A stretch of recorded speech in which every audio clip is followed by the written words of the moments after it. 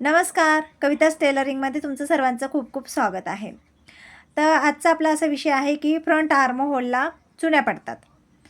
तर त्या front arm होलजवळ चुन्या पडू नये किंवा शोल्डर कमी घेतल्यामुळे गळासुद्धा आपला खेचला जातो. तर तो गळा पण खेचला जाऊ नये म्हणून आपण कशी मापे टाकली पाहिजे, कशी कटिंग केली पाहिजे ते आज या व्हिडिओमध्ये बघणार आहोत.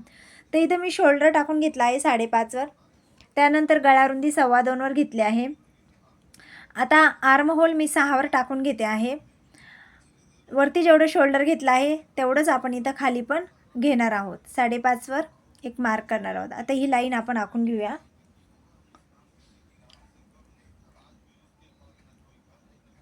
त्यानंतर गळ्याची आपण रुंदी 2.25 वर घेतली आहे वरती. आता फ्रंट नेक आहे आपला, पुढचा गळा आहे तर 7 वर आपण इथं मार्क करणार आहोत. सॉरी. खालची गळा रुंदी आपण 2.5 वर घेतलेली आहे. आता याचा एक बॉक्स तयार करून घेऊया आपण गळ्याचा.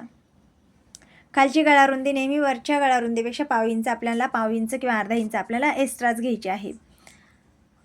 आता आपण इथं छातीचं माप टाकून घेऊया. 34चं छाती माप आहे तर 8.5 आणि त्यामध्ये 1.5 इंच आपली शिलाई मार्जिन असं पकडून आपण इथं एक मार्क करून घेऊया. त्यानंतर ही लाईन सरळ कंटिन्यू आपण आखून घेऊया. ही लाईन आपण खाली सरळ आखून घेऊया. आता एवढं झाल्यानंतर आपण बघा, आता आपण इथं आर्म होल बघूया.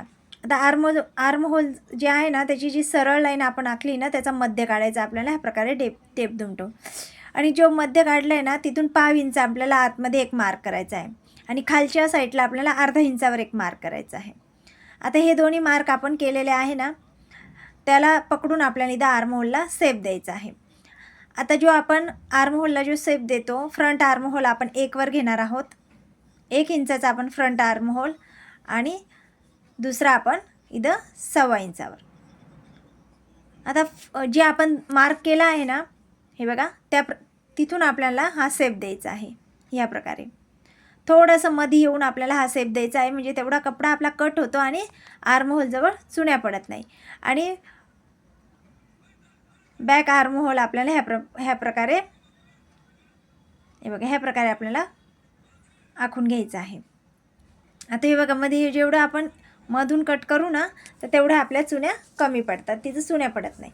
आता त्यानंतर आपण गळ्याकडे येऊया.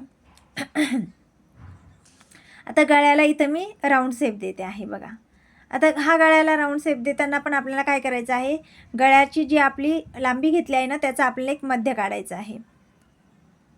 हे बघा, आणि जो मध्य काढला आहे ना तिथून आपल्याला थोडंसं बाहेरून गळ्याला आकार द्यायचा आहे. हे बघा ह्या प्रकारे, हे बघा ह्या प्रकारे आपल्याला बाहेरून गळ्याला आकार द्यायचा आहे थोडासा, म्हणजे जेणेकरून आपला गळा हा खेचला जाणार नाही. जर आपण फक्त शोल्डर कमी केलं तर आपला गळा हा खेचला जातो. त्यामुळे दोन्हीकडूनही आपल्याला थोडं थोडं कट करायचं आहे म्हणजे तो तेवढा भाग आपला कमी होऊन जातो आणि चुन्या पडत नाही. हे बघा किती कमी झाला आहे तर चुन्या पडत नाही. अशा प्रकारे आपण याची कटिंग केलेली. आता आपण याला कट करून घेऊया.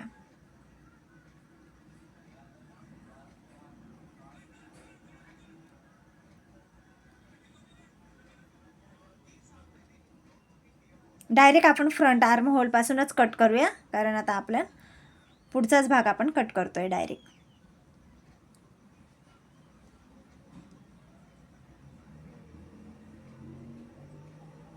आता तुम्ही कट केल्यावर बघा जे आपलं शोल्डर जे आहे ना गळा आणि आर्म होल त्यांच्यामध्ये हे बघा किती कमी अंतर आहे. हे बघा ह्या प्रकारे आपलं दिसलं पाहिजे.